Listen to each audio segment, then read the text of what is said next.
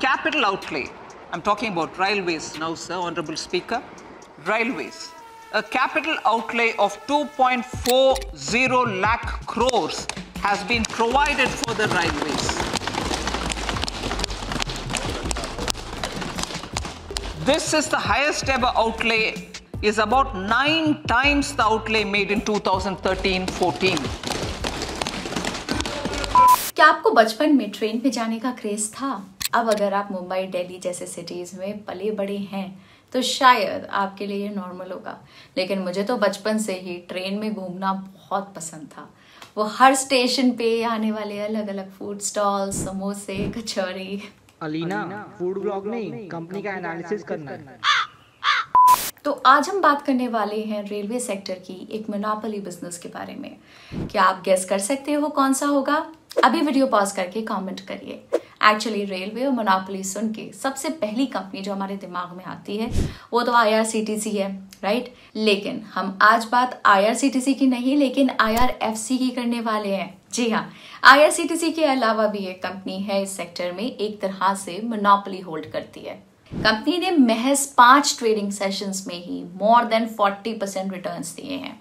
अगर पिछले 6 मंथ्स की बात करो तो मोर देन 150% रिटर्न्स, और एक साल में मोर देन 200% रिटर्न्स।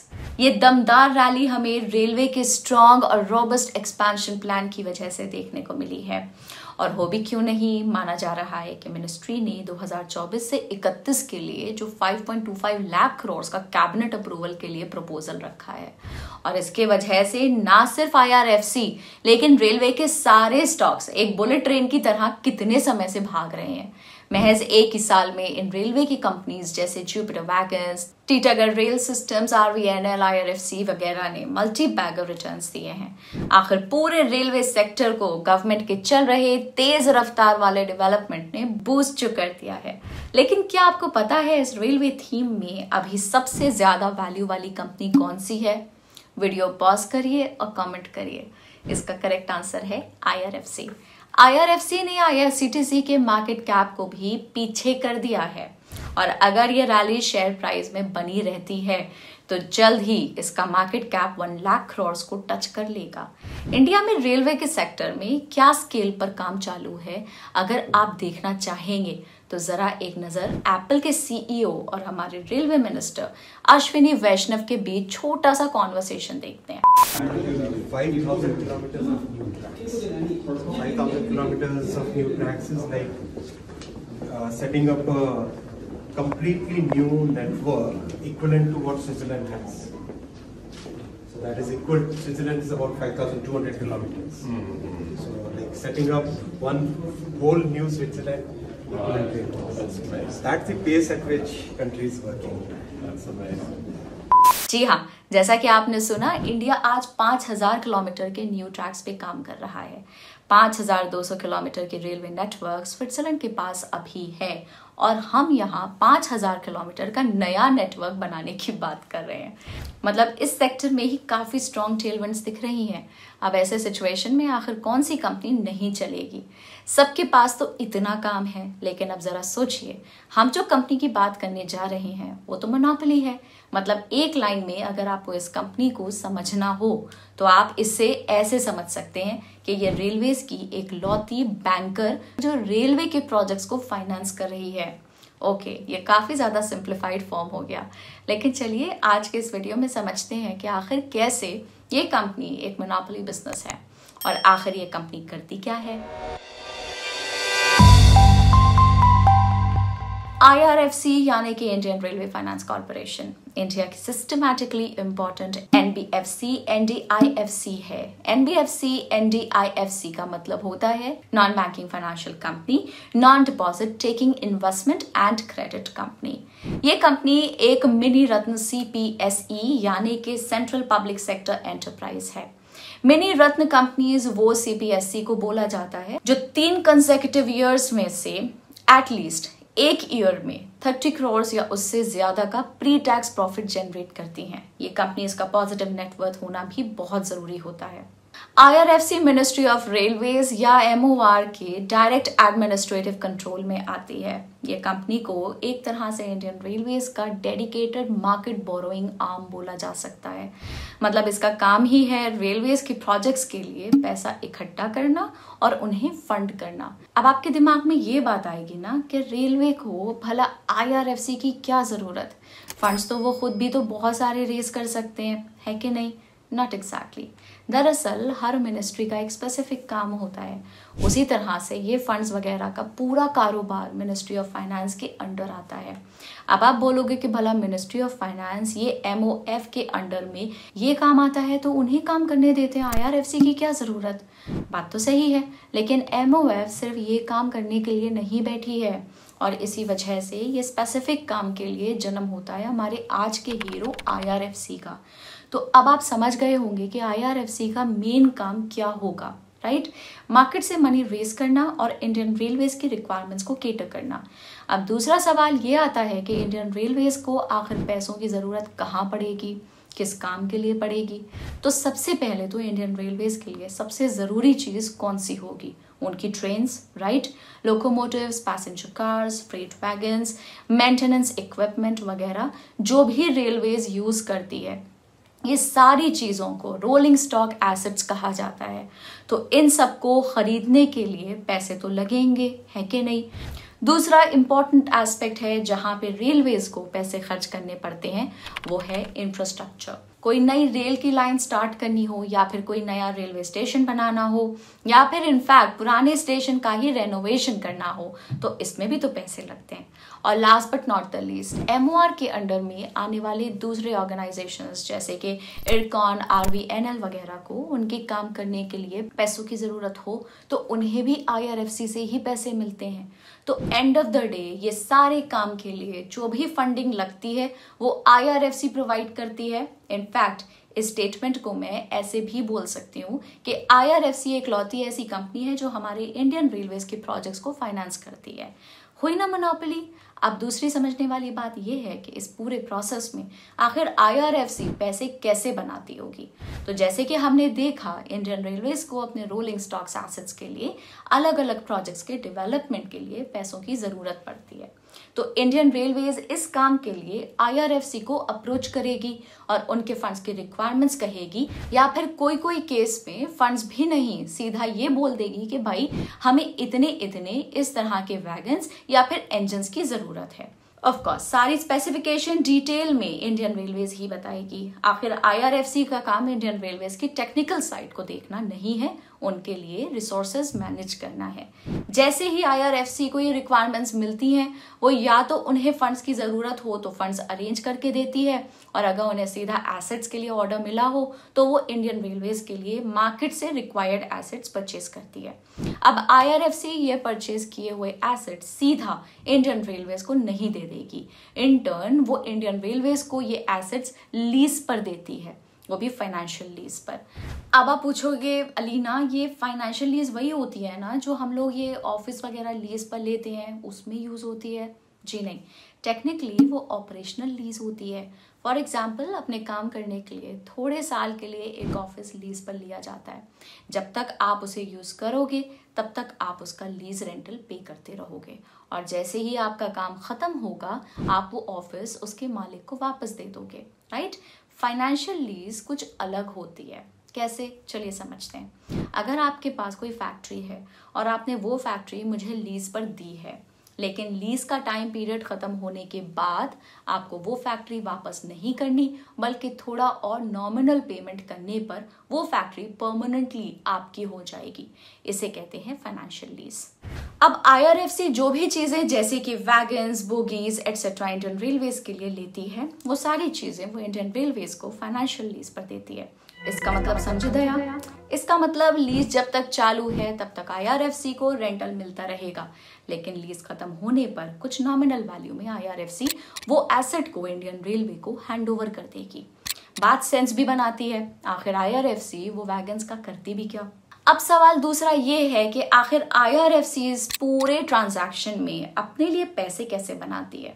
तो IRFC जो फंड्स मार्केट से रेज करती है उन्हें ऑफ कोर्स कुछ ना कुछ तो इंटरेस्ट पे करना पड़ता होगा। ये IRFC के लिए एक तरह से इन फंड्स को बोरो करने का कॉस्ट बन जाता है। IRFC इन टर्न जब ये फंड्स रेलवेज को देती है अपने प्रोजेक्ट्स को एग्जीक्यूट करने के लिए, तो अपने साइड से कुछ मार्जिन्स ऐड करके देती है। इनफैक्ट अगर वो कोई एसेट्स भी लीज पर देती है तो उसके ऊपर भी अपने मार्जिन्स डिसाइड करके देती है। मतलब अगर कोई केस में IRFC जो मार्केट से जो भी पैसे उठा रही है उसका कॉस्ट बढ़ जाता है, तो भी IRFC के लिए वो शायद उतना कंसर्न की बात नहीं होगी, एज वो तो अल्टीमेटली उस कॉस्ट पर भी अपने मार्कअप चार्ज करके पूरा फाइनल कॉस्ट इंडियन रेलवेज को पास ऑन कर देती है। वैसे तो इंडियन रेलवेज और IRFC हर साल बैठ के अपने कॉस्ट ऑफ बोरोइंग डिस्कस करते हैं और उसके ऊपर एक मार्जिन या मार्कअप परसेंटेज डिसाइड करते हैं जो वो आगे इंडियन रेलवेज को पास ऑन करेंगे। सेफ बेट हो गई ना, राइट? आज IRFC 4,66,938 करोड़ का AUM मैनेज करती है। ये AUM फाइनेंशियल ईयर 19 से लेके फाइनेंशियल ईयर 23 के बीच में 25.05% CAGR के रेट से ग्रो हुआ है। Can you believe that? अब ऑफ कोर्स जैसा कि आपने देखा कि IRFC बेसिकली इंडियन रेलवेज को लेंड करती है जो डायरेक्टली मिनिस्ट्री ऑफ रेलवेज के अंडर आती है। मतलब पेमेंट पे डिफॉल्ट की प्रोबेबिलिटी एकदम 0, राइट? और इसी के साथ इनके NPS भी 0 हैं।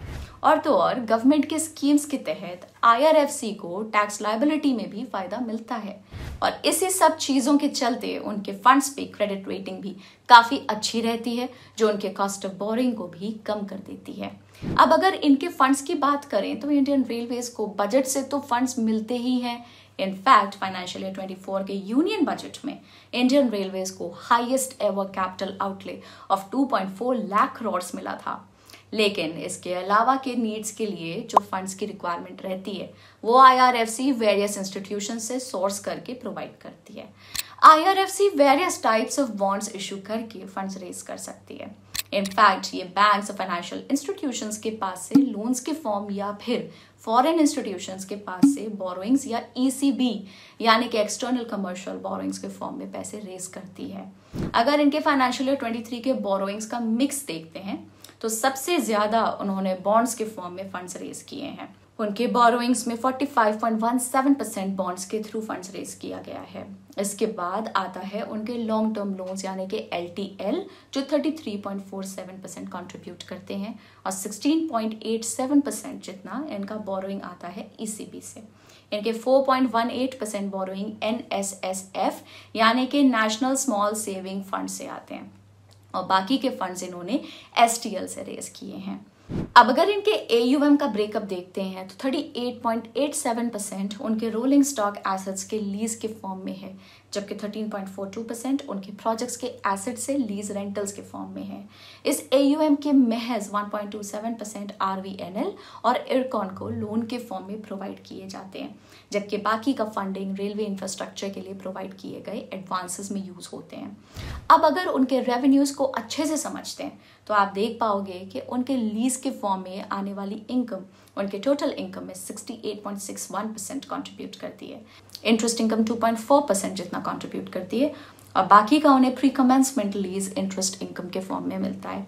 अब आप जब इनका पूरा बिजनेस अच्छे से समझ गए हैं तो आपको ये भी पता लग गया होगा कि इनका एज सच कुछ उतना ऑपरेशंस के लिए एक्सपेंस नहीं है।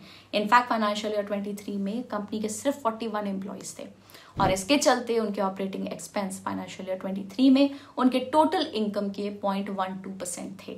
अब एक इंपॉर्टेंट पैरामीटर NIM यानी कि नेट इंटरेस्ट मार्जिन की बात कर लें जो बैंक्स और फाइनेंशियल इंस्टीट्यूशंस की प्रॉफिटेबिलिटी को मेजर करता है। आसान भाषा में अगर नेट इंटरेस्ट मार्जिन समझें तो वो इंटरेस्ट से जनरेट होने वाली इनकम और उनके बोरोइंग या डिपॉजिट्स पे दिए जाने वाले इंटरेस्ट का डिफरेंस होता है। IRFC के NIM की बात करें तो उनका NIM ज्यादा फ्लक्चुएट नहीं हुआ है और काफी सालों से 1.42% और 1.8% के बीच रहा है। IRFC एक फिक्स्ड मार्कअप पर उनके फंड्स को लेंड करते हैं या एसेट्स को लीज पर देते हैं, तो हो सकता है इस वजह से उनका NIM ओवर द ईयर ज्यादा फ्लक्चुएट नहीं हुआ हो। अब बात करते हैं रिटर्न ऑन एसेट्स की, जो हमें बताता है कि कोई भी बैंक या फाइनेंशियल फर्म कितने अच्छे से अपने एसेट्स को यूज करके प्रॉफिट जनरेट करती है। ये रेशियो को कैलकुलेट करने के लिए हम फाइनेंशियल फर्म की नेट इनकम को एवरेज टोटल एसेट से डिवाइड करते हैं। IRFC के ROA के नंबर्स को देखते हैं तो वो भी काफी इम्प्रेसिव हैं। वैसे तो हम किसी बैंक को IRFC के साथ ROA और NIM के बेसिस पे कंपेयर तो नहीं कर सकते हैं, लेकिन बैंक्स के पास ये मैट्रिक्स इंप्रूव करने का स्कोप ज्यादा रहता है बिकॉज वो अपने एफिशिएंसी, दूसरी फीस वगैरह पे काम करके इसको मेंटेन कर सकते हैं। तो ये तो हुई कंपनी के फाइनेंशियल्स और कुछ इंपॉर्टेंट रेशियोज की बात। अब चलिए देखते हैं इस कंपनी के लिए आगे के ट्रैक्स किस तरह से डेवलप हुए हैं। अब इस कंपनी में रिसेंटली एक इंटरेस्टिंग डेवलपमेंट ये देखने को मिला था कि गवर्नमेंट अब IRFC में OFS यानी कि ऑफर फॉर सेल के थ्रू अपने स्टेक को सेल करने का प्लान कर रही है। अब एक्चुअली में ये स्टेप नॉर्मल है। सेबी के रूल्स के हिसाब से किसी भी कंपनी को अपने IPO के 5 साल में minimum public float of 25% maintain करना होता है। अभी कंपनी में गवर्नमेंट का 86.36% होल्डिंग है। गवर्नमेंट को इसे रिड्यूस करके 75% तक लाना होगा और ये मूव भी शायद इसी रिक्वायरमेंट को मीट करने के लिए माना जा सकता है। एक और बात ये तय है कि अभी चल रहे अग्रेसिव एक्सपेंशन का मोमेंटम आगे आने वाले समय में कितना मेंटेन हो सकता है। तो चलिए देखते हैं विवेक लोहिया, जुपिटर वैगन्स के MD, इस बारे में क्या सोचते हैं। We are seeing incremental investments from the government in railway, and railway has always been a priority for them. The Prime Minister is very clear on his vision of making India a $10 trillion economy. And the only one of the instruments towards that is reducing our logistics costs, because India today is one of the most inefficient economies when it comes to logistics costs. Our logistics are anything between 30 to 15%. And railway is one of the key instruments in bringing that down. So the government's focus is clearly there. बात बिल्कुल सही है। जैसे जैसे हमारे देश के freight cost कम होंगे वो पूरी इकोनॉमी को काफी पॉजिटिव वे में अफेक्ट कर सकते हैं और ये पूरा एक्सपेंशन बेसिकली उसी डायरेक्शन में है, वैसा मान सकते हैं। PM के गति शक्ति के अंदर भी गवर्नमेंट का यही कोशिश रहेगी कि किसी तरह से एक सीमलेस इंटीग्रेटेड ट्रैवल और ट्रांसपोर्ट सर्विस प्रोवाइड की जाए और इसमें रेलवेज एक अहम भूमिका निभाएगी। इनफैक्ट रेलवे मिनिस्टर अश्विनी वैष्णव ने रीसेंट इंटरव्यू में कहा था कि अब तक 48 गति शक्ति मल्टी कार्गो टर्मिनल्स कमीशन्ड हो चुके हैं। तो बात यह है कि इस प्लान को सक्सेसफुली इम्प्लीमेंट करने के लिए आगे और भी ज्यादा कैपेक्स की जरूरत होगी, फिर चाहे वो वैगन्स के लिए हो, रेलवे स्टेशंस के इंफ्रा के रिलेटेड हो या फिर नई रेलवे लाइंस के लिए हो। मजेदार रही ना अभी तक की ये जर्नी। लेकिन चलिए अब जरा IRFC के बिजनेस से रिलेटेड कुछ पॉइंट्स देख लेते हैं जो आपको ध्यान में रखने चाहिए। अब जैसा कि आपको पता है कि वेरियस PSUs में प्राइवेटाइजेशन की बात चल रही है। इन केस अगर फ्यूचर में MOR के रिलेटेड ऑर्गेनाइजेशन में प्राइवेटाइजेशन होता है तो IRFC फाइनेंस किसे प्रोवाइड करेगी? ऑफ कोर्स उन प्राइवेट प्लेयर्स को, इसमें कुछ प्रॉब्लम नहीं है। लेकिन जैसे ही वो गवर्नमेंट एंटिटीज से प्राइवेट प्लेयर्स की तरफ अपना मुंह मोड़ती है, वैसे ही NPS का खतरा दिखना शुरू हो सकता है, जो अभी के लिए नील है। वैसे तो इंडियन रेलवे की प्राइवेटाइजेशन की बात एक तरह से रेलवे मिनिस्टर अश्विनी वैष्णव ने पिछले साल ही नकार दी थी। ट्रैक किसका है? ट्रैक भारतीय रेलवे का है। पटरी किसकी है? रेलवे की है। स्टेशन किसका है? रेलवे का है। ऊपर के जो बिजली के तार है वो किसके हैं? रेलवे के हैं। इंजन किसका है? रेलवे का है। ट्रेन की जो कोचेज है वो किसकी है? रेलवे की है। सिग्नलिंग सिस्टम किसका है? रेलवे का है। कहां प्राइवेटाइजेशन की बात है अध्यक्ष जी? कहीं कोई प्राइवेटाइजेशन की बात नहीं। मेरे पूर्ववर्ती माननीय मंत्री श्री पीयूष जी गोयल ने सदन के फ्लोर पे क्लियरली कहा था कि रेलवे एक ऐसा कॉम्प्लेक्स ऑर्गेनाइजेशन है, इसमें कहीं पर भी प्राइवेटाइजेशन की कोई बात ही नहीं है। अब ये ट्रेन और कितना सफर तय करने वाली है, खैर ये तो आखिर आपको वक्त ही बता पाएगा। लेकिन एक बात तो है, इसने अपने इन्वेस्टर्स को छोटे से टाइम फ्रेम में बुलेट ट्रेन जैसे तेज रिटर्न जरूर बनाकर दिए हैं। हम आपको याद दिला दें कि ये वीडियो सिर्फ एजुकेशनल पर्पस के लिए है और किसी भी तरह की कोई बाय सेल रिकमेंडेशन नहीं है। लेकिन आपको कोई भी तरह के इन्वेस्टमेंट डिसीजन लेने से पहले कंपनी के बारे में डिटेल्ड रिसर्च जरूर कर लेनी चाहिए, फिर अपने फाइनेंशियल एडवाइजर को कंसल्ट करना चाहिए। आज का वीडियो यहीं खत्म करते हैं। अगर आपको हमारा एनालिसिस अच्छा लगा हो तो वीडियो को लाइक करिए और फ्रेंड्स के साथ शेयर भी कीजिए। स्टॉक मार्केट, इकोनॉमी और बिजनेस से जुड़े ऐसे इंटरेस्टिंग वीडियोस के लिए देखते रहिए ग्रो का चैनल और सब्सक्राइब भी कर लीजिए। Bye bye.